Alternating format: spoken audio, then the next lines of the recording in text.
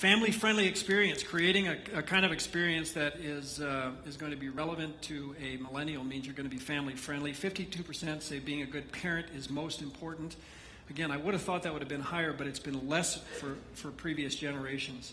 They grew up with lots of positive reinforcement. This was a group that over the years, is my voice changing? This is cool. You can do some really great things. Maybe I can become a great singer now. They grew up with lots of positive reinforcement. I was saying the other night when I was talking to you all, when I was a kid, I would go play a baseball game. We'd play Little League Baseball for 5 or 6 years. To have a parent come to one of our games, it had to be an all-star game or some special event. Our parents were working. My mom was home taking care of the other kids. They didn't make it a family activity to come to every single one of my games. And if one of our parents came to the game, it was like, what's going on? How come Billy's parents are here? Why is this happening? You know, it was just not that sort of thing. And we weren't offended by it. It was just the way it was. When I coached my kids' soccer games or basketball games for my daughter, if one of the parents wasn't there, it was like, what's going on? How come Sarah's parents aren't here tonight? It's a different mindset. Our families today are hovering parents. The Gen Xers were hovering parents. The millennials are super hovering parents. They want to know, where are my kids and are they being attended to? That's why we have kiosks out here that lets those workers know every little fact that goes on, who's allowed to pick their kids up, so that security breach is not violated. Very high expectations. And unfortunately, the demand is that the space that the kids are going to be attended to is going to be better space than the space that they have at home. And that's tough because our homes are our palaces now.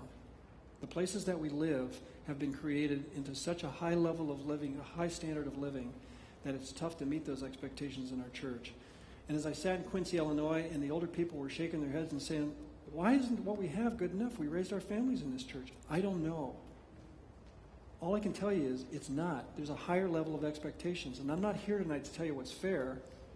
I'm here to tell you what's real. And so we better think about it and attend to it and decide. Maybe it'll shift back. I don't know. So using graphics, you know, the truth of the matter is it doesn't cost that much anymore. You can do very cool graphic things. There's companies out there that have turned this into a system. And when things go to a system, it's like going down to Home Depot to buy a piece of 4x8 plywood. You go down to buy a sheet of 4x8 plywood, and it costs you, I don't know, $13, $15 depending on the thickness. You go to buy a 4x4 piece of plywood, it's not the standard size. It'll be twice that much for half the plywood. But there's a system set up for the things that we buy and conduct ourselves with all the time. And that's happened with children's graphics. You can do very inexpensive children's graphics nowadays for not very much money. And one of the great things about kids' areas, too, is just simple color, incorporating color. Don't just paint all the walls the same color because it's easier for the facilities guy when one of the kids dings their heel on the wall. Do something with color that's vibrant, that's stimulating. This is a visual age. These kids want visual stimulation. That's part of who they are.